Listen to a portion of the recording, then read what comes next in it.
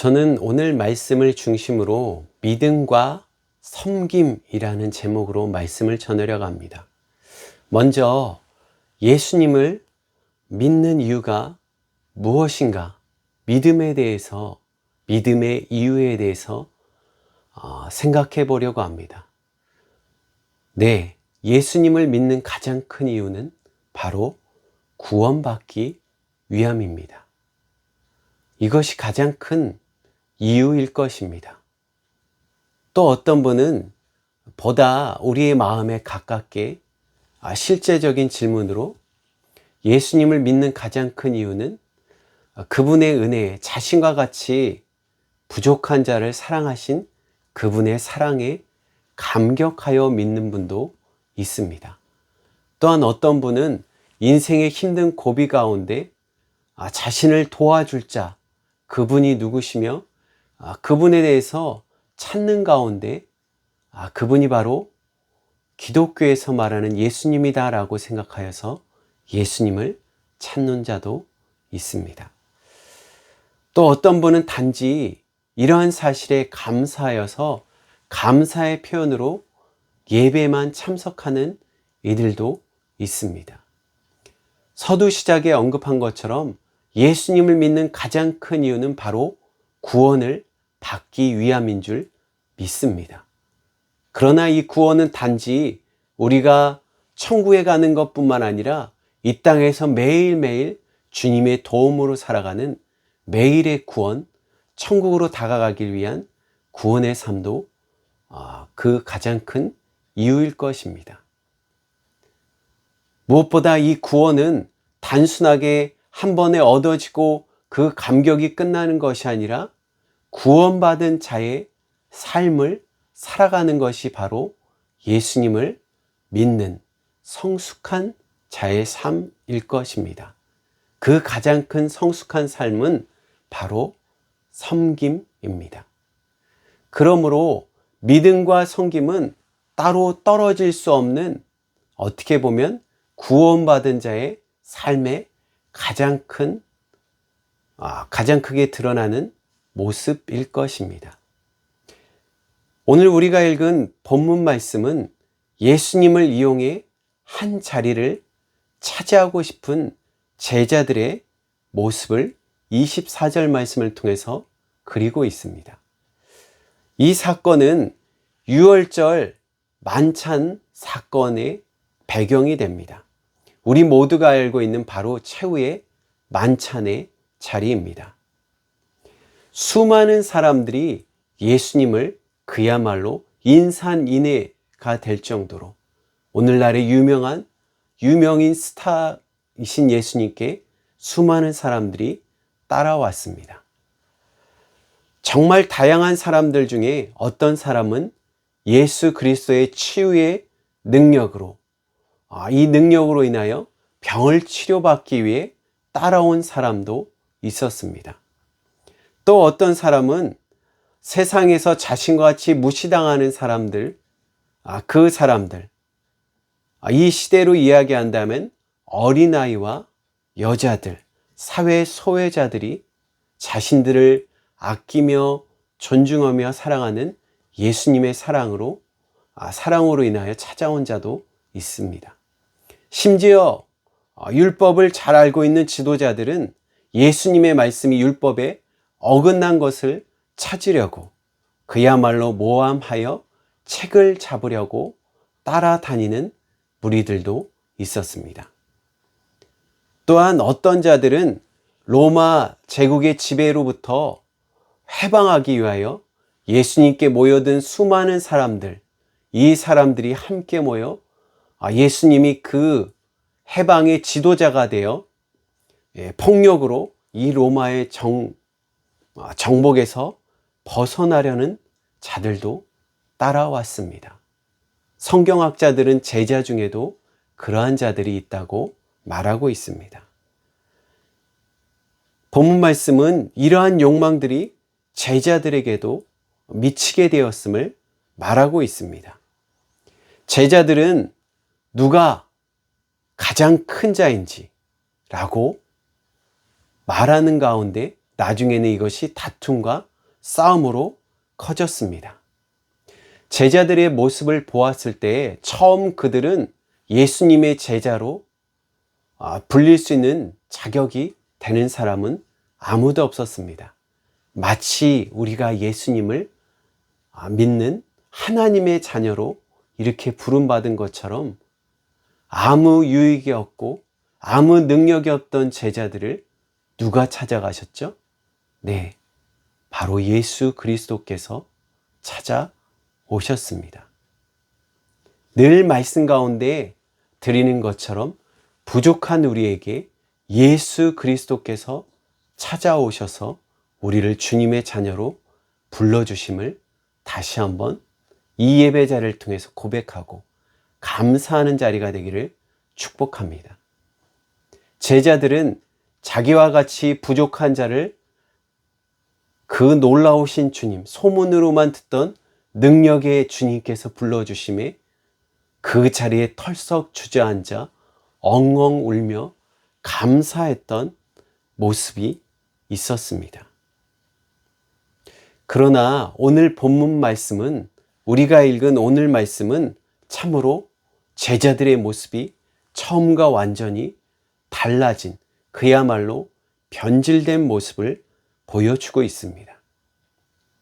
처음의 모습, 마음, 감사는 사라진 제자들의 모습을 통해서 혹시 이러한 모습이 저와 우리의 모습이 지금 아닐까라는 것을 다시 한번 말씀을 전하며 묵상하며 생각하게 됩니다.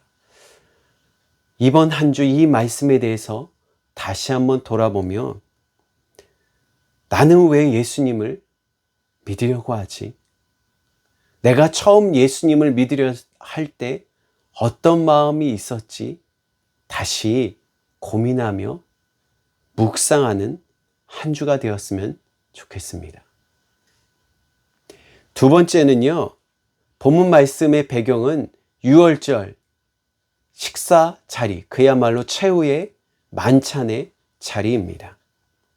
저는 이 말씀을 보면서 최후의 만찬 장면에 대한 그림이 그려졌잖아요. 유명한 그림을 다시 한번 보면서 그 그림 가운데 나타난 제자들의 표정을 다시 한번 면밀히 관찰했던 시간이 생각납니다. 가운데 조용히 계신 예수님과 달리 양 옆에 앉은 제자들의 모습은 서로 각자의 어떠한 생각을 하고 있는 것처럼 얼굴 표정이 다양하게 드러납니다. 이 최후의 만찬의 그림의 모습을 보면 인자하신 예수 그리스도 외에 제자들의 모습은 그야말로 욕심과 욕망으로 가득 찬 모습을 보여주고 있습니다. 그야말로 같은 자리에 있지만 동상이몽의 자리, 같은 자리에 누워 있지만 서로 다른 꿈을 꾸고 있는 제자들의 모습을 보게 됩니다. 우리 속담에 줄 사람 생각도 하지 않는데 김칫국부터 마신다는 이야기가 있습니다. 이는 자기 마음대로 누가 줄 것을 그것에 대해서 생각도 하고 있지 않는데 마치 받은 것 같이 선수 치는 모습, 호언장담하는 모습을 이야기하고 있습니다. 오늘 말씀에 마치 자기 마음대로 예수님을 생각하고 자기 마음대로 예수님을 믿고 자기 마음대로 기도 응답의 자리를 정하여서 마치 예수님이 그 자리에 정확히 응답하기를 원하는 모습, 이것이 바로 제자들의 모습과 우리의 모습이 별반 다르지 않은가 다시 돌아보게 됩니다. 자신과 같은 제자, 그리고 저와 같은 못난 자를 주의 종으로 세워줬다는 것. 예수 그리스도께서 처음 여러분을 불러오셨을 때, 아니 제 모습을 돌아보았을 때 회사에 다니며 성공하려고 그야말로 좋은 직장에 들어가 꿈을 이루었다라고 생각하는 가운데 갑작스러운 어려움으로 불평불망하는 가운데 어느 수련회에 참여하여서 정말 내가 목회자의 자녀로가 아니라 하나님과의 1:1 하나님의 자녀의 모습으로 정말 예수님을 믿기를 간절히 기도했던 기억이 납니다. 그러면서 제가 기도했던 한 가지가 있습니다. 그것은 수련회마다 마치 연극처럼 퍼포먼스처럼 치러지는 예수님이 십자가 지고 가는 장면. 제가 목회자의 아들로 얼마나 많이 봤겠습니까? 아마 유초등부 아이들이나 중고등부 교사를 할 때 많은 아이들에게 그 장면을 통해서 예수 그리스도가 저 십자가를 지신 분이 바로 다른 사람이 아니라 너를 위해 십자가를 지신 분이 바로 예수님이다 라는 고백을 얼마나 많이 했겠습니까? 저는 실패 직장 가운데 이제 정리해고를 당한 가운데 다시 한번 신앙에 대해서 돌아봤던 기억이 납니다.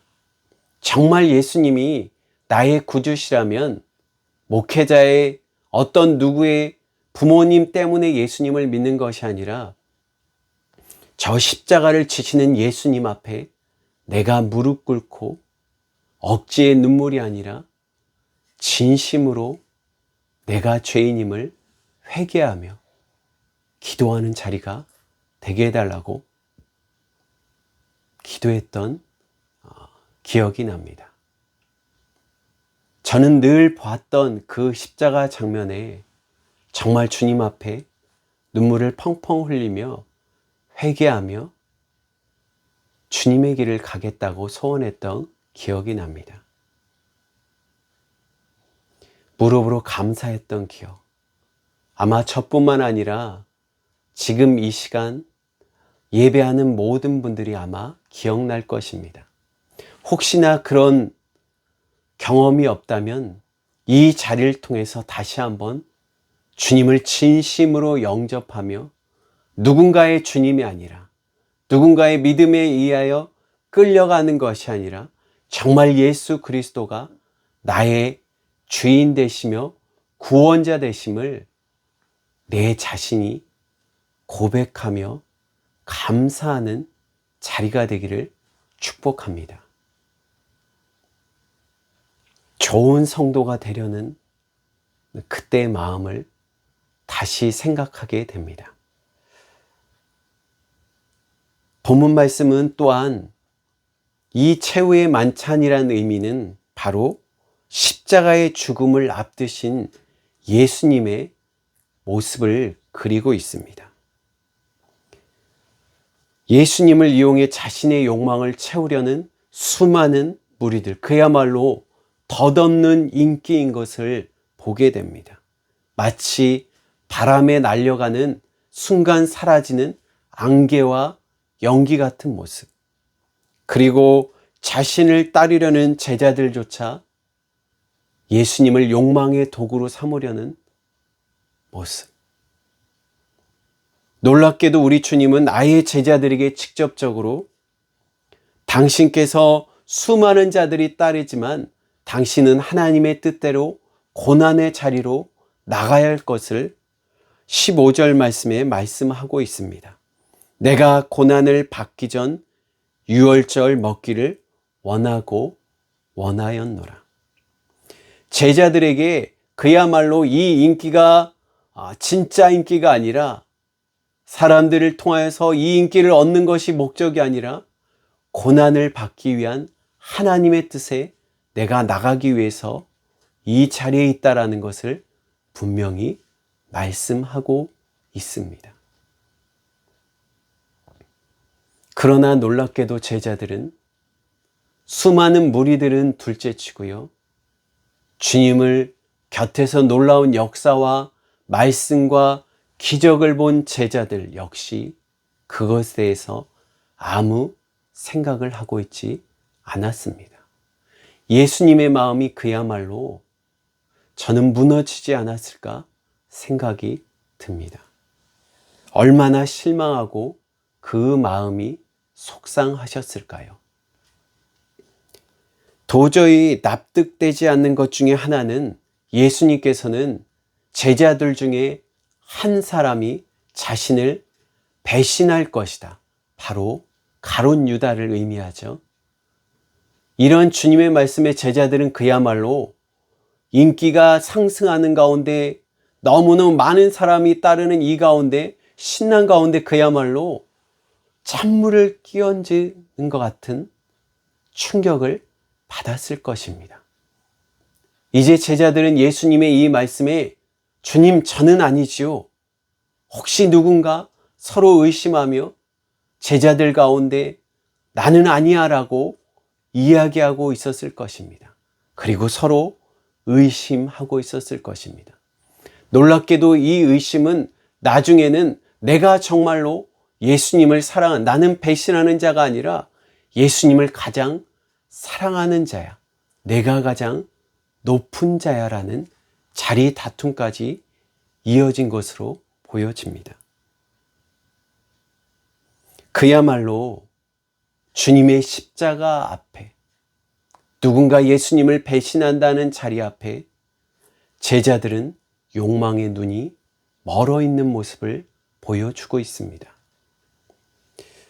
저는 이 모습이 죄가 얼마나 무서운 것인가라는 것에 대해 다시 우리에게 경각심을 말씀하고 있음을 보게 됩니다. 영혼을 긍휼히 여기시는 선한 목자이신 주님, 그분에 대한 감사는 그분이 불러주신 것에 대한 감사, 병을 치료하신 것에 대한 감사, 그리고 그 말씀을 통해서 하나님의 뜻을, 하나님의 참 뜻을 예수님이 우리의 죄를 위해 구원하게 오셨다는 이 말씀들은 제자들의 모습은 점점 사라지고 자신의 욕망으로 그들의 눈이 멀어지는 죄의 무서움과 두려움에 대해서 성경 말씀은 여러 번 다시 한번 경고하고 있습니다. 교만한 자는 하나님이 대적하시며 넘어지기 쉬움을 분명히 경고하고 있습니다. 이러한 모습에 대해서 예수님은 이 사건 이후 제자들을 겟세마네 기도 현장으로 같이 데리고 가십니다. 그리고 예수님은 그곳에 도착해 제자들에게 40절 말씀에 보면 유혹에 빠지지 않게 기도하라.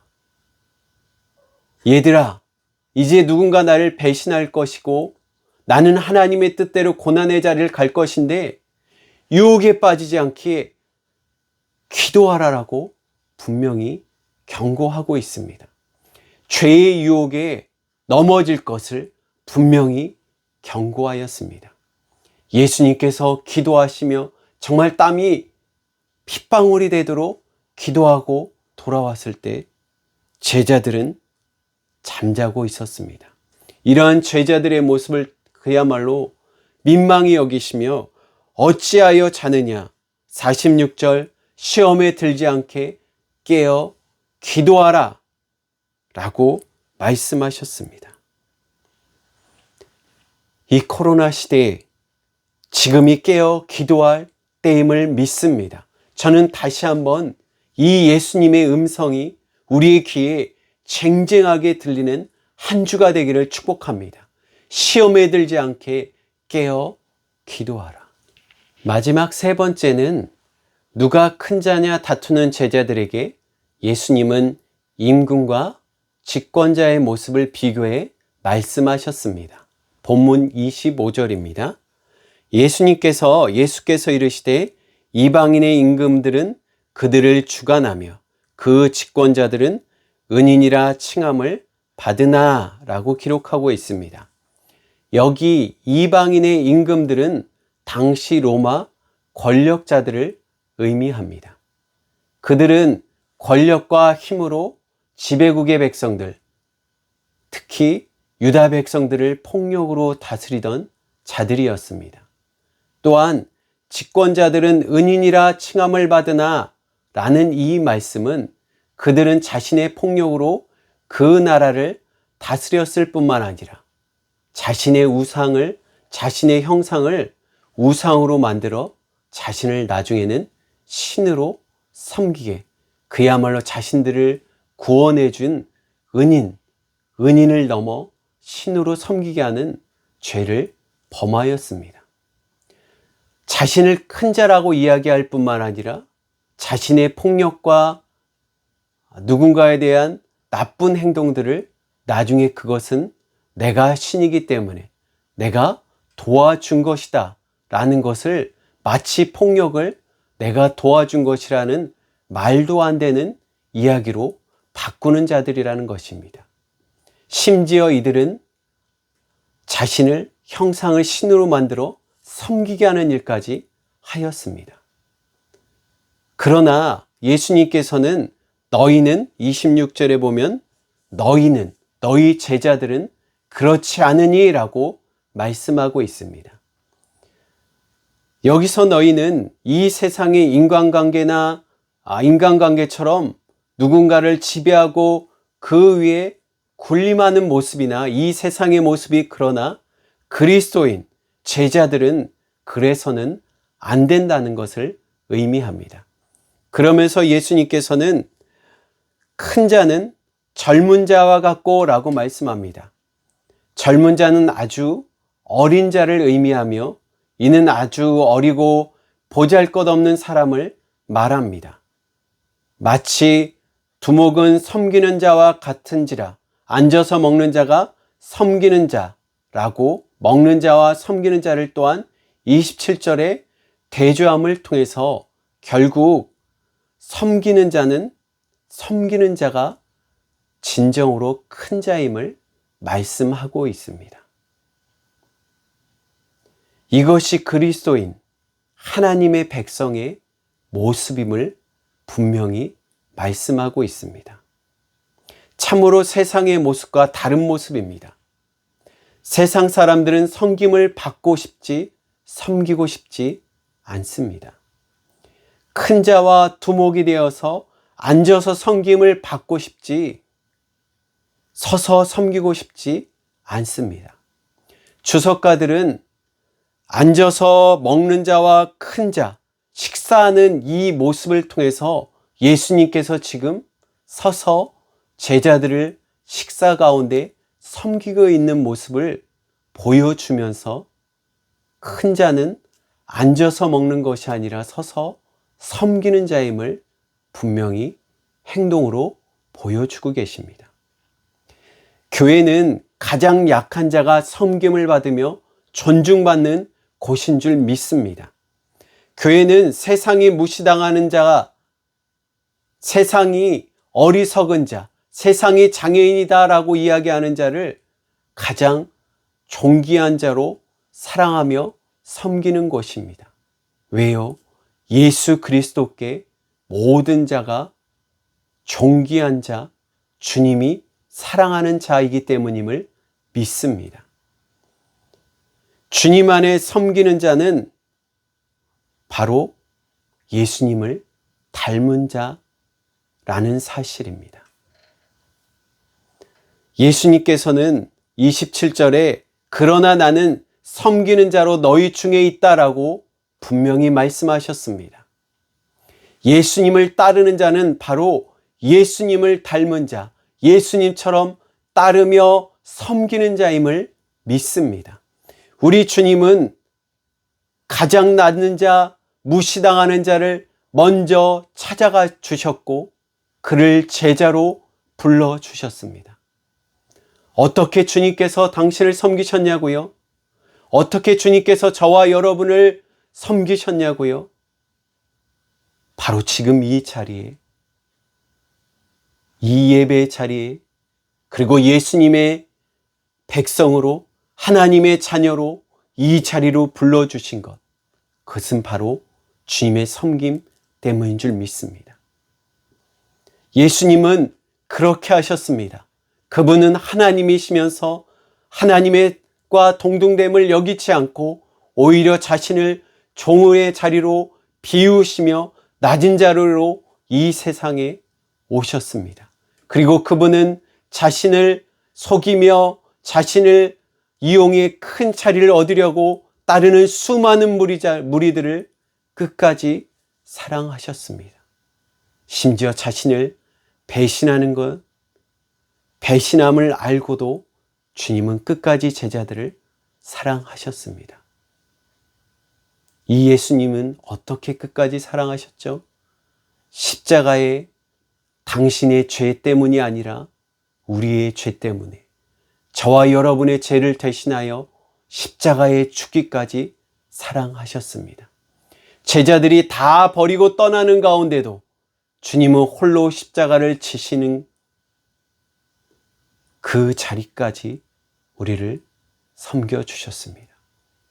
심지어 십자가상에서, 똑같은 십자가상에서 당신을 저주하며 웃는 강도들에게도, 당신을 향하여 침을 뱉는 그런 자들에게도 주님은 이 십자가를 끝까지 포기하지 않고 우리를 위해 지시고 섬기셨습니다. 모든 제자들이 다 버리고 떠난 가운데 주님은 홀로 십자가를 지셨을 뿐만 아니라 부활하시고 또 누가 제자들을 찾아가셨죠? 주님이 찾아가셨습니다. 주님은 절대 포기하지 않는 섬김을 보여주셨습니다. 예수님을 오래 믿는다는 것, 예수님을 오랫동안 시간이 지날수록 예수님을 잘 믿는 것, 성숙한 자, 그 자는 바로 예수님처럼 예수님을 닮은 섬기는 자인 줄 믿습니다. 예수님을 참으로 알수록, 그분의 말씀을 진심으로 깨달을수록 우리의 고개는 교만이 아니라 섬기는 자리로 나가야 될 줄 믿습니다. 오랫동안 예수님을 믿으며 왜 나를 섬기지 않지라고 이야기한다면 그것은 예수님을 믿는 것이 아니라 예수님을 정말로 잘 섬기는 것이 아니라 나를 섬기는 것입니다. 오히려 예수님이 나를 섬기길 원하는 것, 이것은 바른 믿음이 아닐 것입니다. 저는 이 말씀을 들으며 다시 한번 우리 안에 분명한 결단이 있기를 축복합니다. 내가 어떻게 예수님을 섬기지? 내가 어떻게 예수님이 주신, 예수님이 피 흘려 사랑하신 이 형제들을 섬기지? 내가 섬길 곳은 어디에 있지?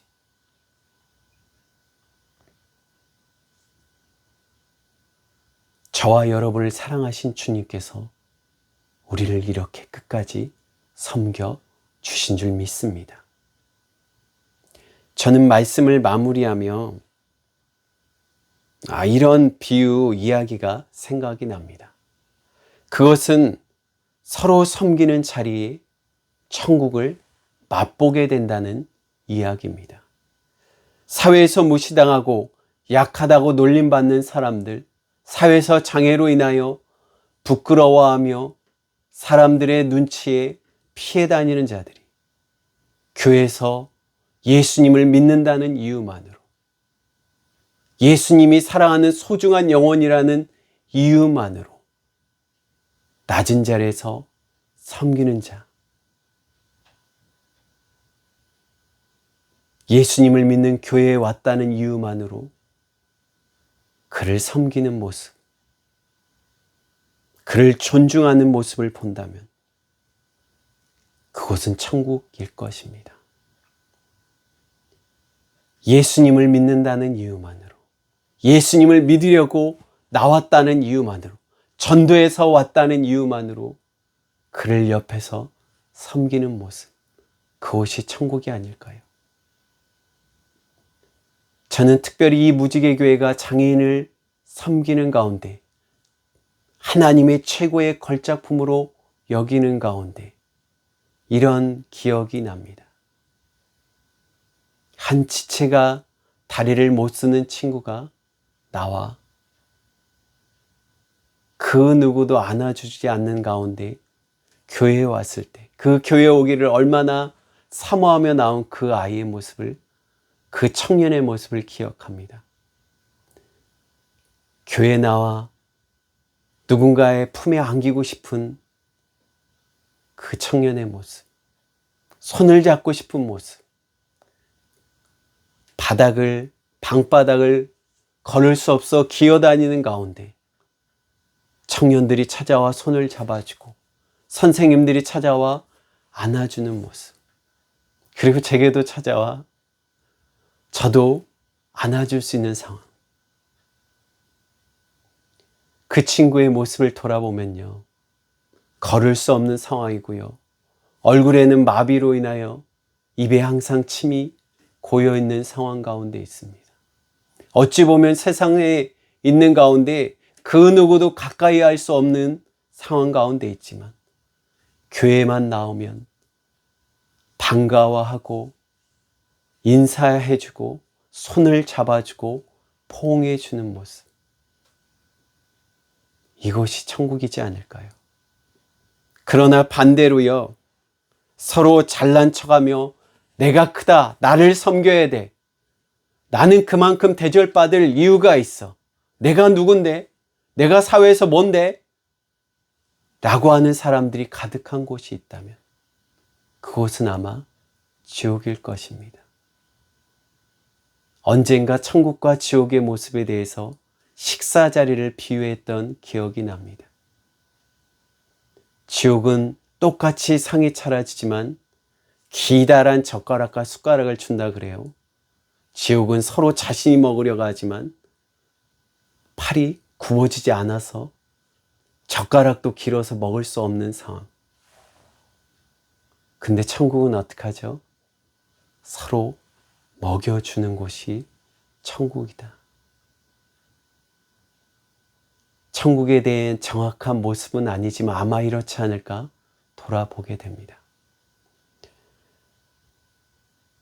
천국의 백성인 여러분, 하나님의 백성, 그리스도인 여러분, 주님을 나의 구세주로 믿는 저와 여러분에게 다시 한번 믿음의 도전이 있는 한 주가 되기를 소망합니다.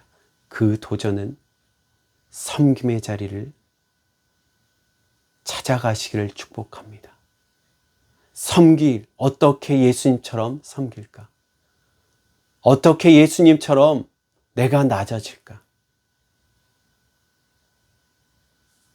천국을 맛보게 하며 주님이 계신 천국을 보여주는 자리, 그것은 바로 섬기는 자리인 줄 믿습니다. 이 말씀을 들으며 한 주 가운데 믿음으로 믿음을 보여주는 섬김의 자리를, 믿음뿐만 아니라 섬김을 통해서 내가 주님의 백성임을, 그리고 이것이 주님의 백성이 가득한, 주님의 임재가 가득한 천국임을 보여주는 성교의 백성 되기를 다시 한번 주님의 이름으로 축복합니다. 아멘.